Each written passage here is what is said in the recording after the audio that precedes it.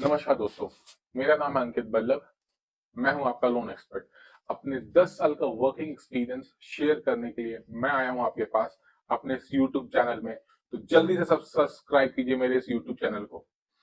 आज हम डिस्कस करेंगे ओवरड्राफ्ट या कैश क्रेडिट है क्या, एंड हमें ये ओवरड्राफ्ट या कैश क्रेडिट अवेल करना चाहिए या नहीं, और अगर अवेल करना चाहिए तो किस तरीके से हम इस ओवरड्राफ्ट या कैश क्रेडिट का मैक्सिमम यूज ले सके। रईस मूवी का एक डायलॉग था दोस्तों, बनिए का दिमाग और मियां भाई की डेयरिंग। बनिएगा दिमाग मियाँ भाई की डेयरिंग। ये जो कैश क्रेडिट है और ये जो टर्म लोन है, दोनों इसी का कॉम्बिनेशन है, जिसमें एक जगह लगता है बनिए का दिमाग और एक जगह लगता है मियां भाई की डेयरिंग। يا اخي تفوز تفوز والله خوش رقصه. इस चीज को हम डिस्कस भी करेंगे एक एग्जांपल के थ्रू, एक केस स्टडी भी हमने डिस्कस किया है इसके बारे में इस वीडियो के आगे वाले पार्ट में। ओवरड्राफ्ट या कैश क्रेडिट है क्या? ओवरड्राफ्ट या कैश क्रेडिट एक लिमिट है जो बैंक द्वारा हमें मिलता है, और उस लिमिट से हम जितना अमाउंट विड्रॉ करके जितने दिन के लिए वो पैसा यूज करते हैं उसी पे हमारा ब्याज जाता है। फॉर एग्जाम्पल, एक बैंक हमें 10 लाख की सीसी लिमिट देती है।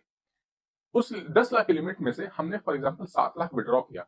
अब वो 7 लाख हम जितने दिन के लिए यूज करेंगे उसी पे हमारा इंटरेस्ट लगेगा। ओवरड्राफ्ट में हमारा डे वाइज इंटरेस्ट कैलकुलेशन होता है। तो इसमें हमें एक बेनिफिट ये रहता है कि अगर हमें पैसे की रिक्वायरमेंट नहीं है, हमें फॉर एग्जांपल 10 लाख की लिमिट मिल गई, लेकिन 10 लाख की हमारी रिक्वायरमेंट है नहीं, हमारी रिक्वायरमेंट है 7 लाख की। तो 7 लाख हमने यूज किया और 7 लाख पे इंटरेस्ट हम पे करेंगे। और फॉर एग्जाम्पल हमने 7 लाख यूज किया, कुछ दिन बाद हमारे पास 2 लाख रुपए आ गए, तो हमने 2 लाख उस लिमिट में वापस डाल दिया। तो अब हमारा 7 लाख माइनस 2 लाख यानी 5 लाख पे इंटरेस्ट लगेगा, और जितने दिन के लिए जितना अमाउंट हम यूज करते हैं सिर्फ उसी पे हमारा इंटरेस्ट कैलकुलेशन होता है। अब हम एक एग्जांपल देखेंगे जहां हमें एक 10 लाख की लिमिट मिली है जिसका रेट ऑफ इंटरेस्ट है 12%। और ये हमारा जो 12% का रेट ऑफ इंटरेस्ट है, इसका मतलब है कि हमारा 1 लाख पे 1 साल का ब्याज 12,000 रुपए है। अगर हम इन लोग इसको ब्रेक करें एक दिन का, तो 12,000 डिवाइडेड बाई 365 यानी कि 1 लाख पे एक दिन का हमारा इंटरेस्ट होता है अराउंड 33 रुपीज। अब फॉर एग्जाम्पल हमने 7 लाख पैसा यूज किया 30 डेज के लिए, तो इसका कैलकुलेशन क्या होगा कि जो हमारा 1 लाख पे एक दिन का इंटरेस्ट है 33 rupees into 30 is number of days into 7 is the loan amount, यानी कि 6,904 रुपीज। इसको हम एक डायरेक्ट फॉर्मूला से भी समझ सकते हैं, जहां पे इंटरेस्ट होता है that is equal to loan amount into ROI यानी rate of interest into number of days divided by 365। हमने 7 लाख इस एग्जाम्पल में यूज किया था, 7 lakh into 12%, 12% the rate of interest into 30 is the number of days, जितने दिन के लिए हमने वो 7 लाख यूज किया है, डिवाइडेड बाई 365।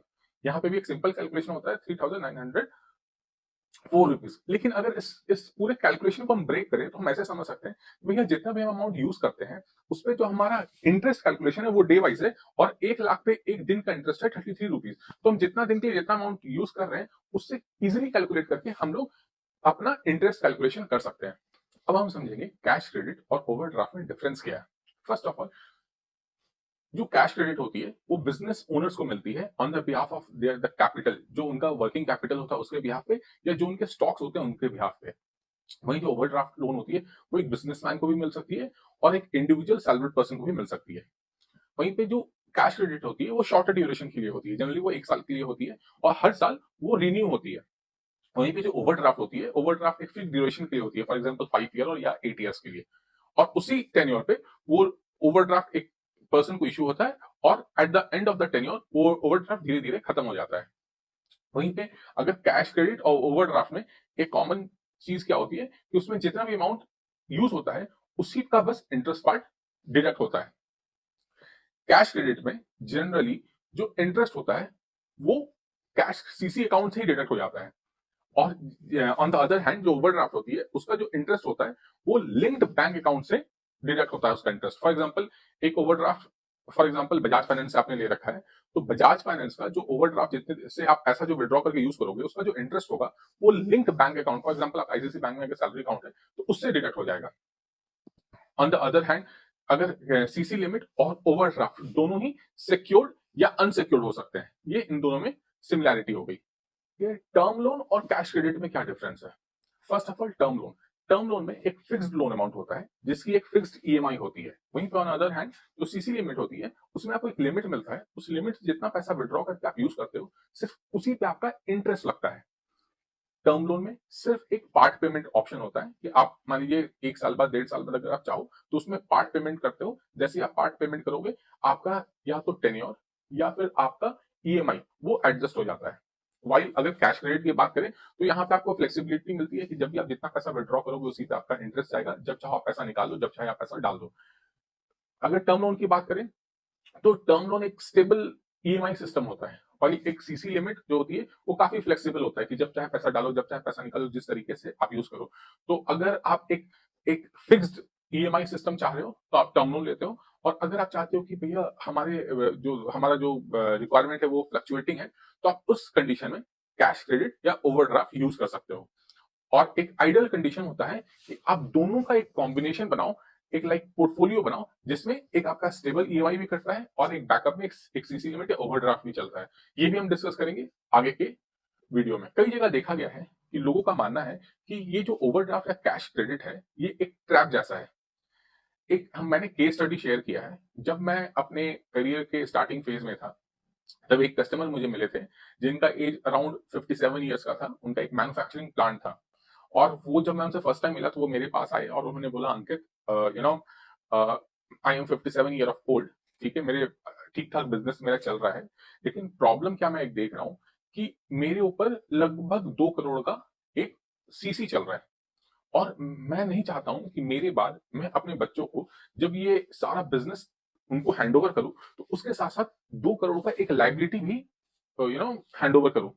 तो जब डिस्कशन से पता चला कि उनके इनिशियल स्टेज में उनको उनकी पीएसयू बैंक ने पहले स्टार्टिंग में 20 लाख की एक सीसी लिमिट दी थी और उस पर टॉप अप करते करते उसको एनहांस करते करते अभी के स्टेज में वो 20 लाख की सीसी लिमिट 20 साल 25 साल में वो 2 करोड़ का हो गया है।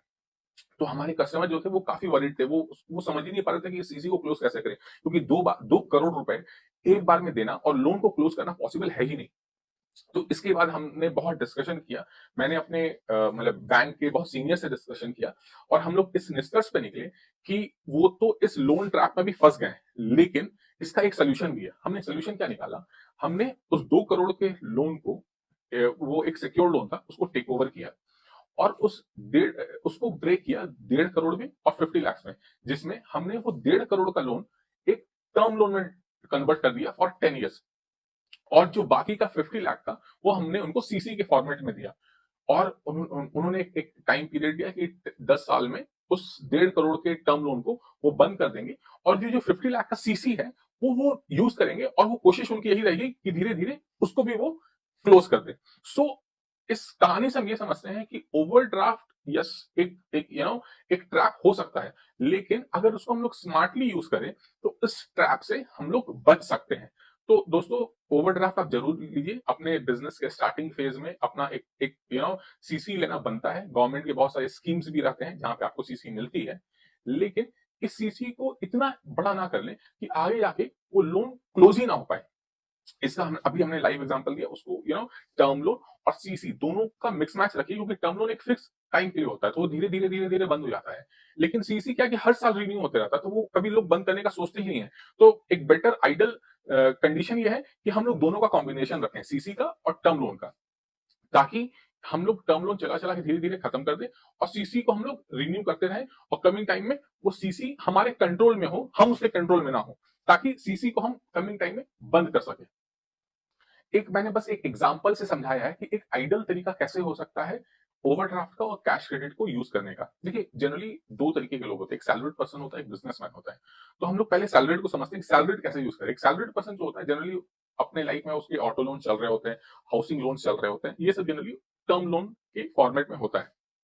अब मान लीजिए एक नॉर्मल पर्सन को अचानक से एक हॉलीडे प्लान बना या फिर अचानक से उसे फंड की जरूरत पड़ गई तो वो इमीडिएटली पर्सनल लोन के लिए अप्लाई नहीं कर सकता है। तो आइडियल सिचुएशन ये क्या है कि एक ऑटो लोन और हाउसिंग लोन वो टर्म लोन के फॉर्मेट में रखें और एक ओवरड्राफ्ट वो रखें जो वो पर्सनल यूज या फॉर इमरजेंसी फंड उनको उनको पड़ा रहेगा और जब इमरजेंसी जरूरत पड़ेगी तो वो पैसा विड्रॉ करके यूज कर सकते हैं। वही अगर एक बिजनेसमैन की बात करें, वो टोटल 1 करोड़ का लोन लेना चाह रहा है तो पहले तो वो 50 to 60% लोन अगेंस्ट प्रॉपर्टी या सिक्योर्ड लोन के फॉर्मेट में रखे जो एक टर्म लोन होता है, ताकि जब वो उसकी ईएमआई दे रहे हैं तो एक फिक्स टेन्योर के बाद, एक फिक्स टाइम के बाद वो लोन का ईएमआई देते देते वो खत्म हो जाए, जीरो हो जाए। वहीं अपना 40% का पोर्टफोलियो वो सीसी में रख सकते हैं, कैश क्रेडिट में रख सकते हैं, जो वो हर साल रिन्यू करेंगे। लेकिन दोस्तों इसको वो ऐसा ना कि एंडलेस स्टोरी बना दे, उसका भी वो एक टारगेट लेके चलें कि may be after 50 years of his age या फिर 55 साल के बाद वो सीसी भी वो क्लोज कर दे।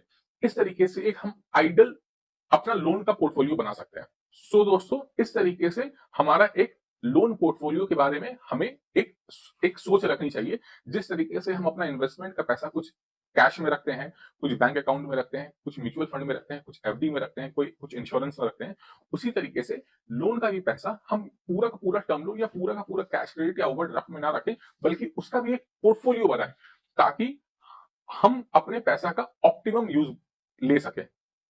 इस तरीके से आप अपने लोन का लोन एक्सपर्ट बने। धन्यवाद।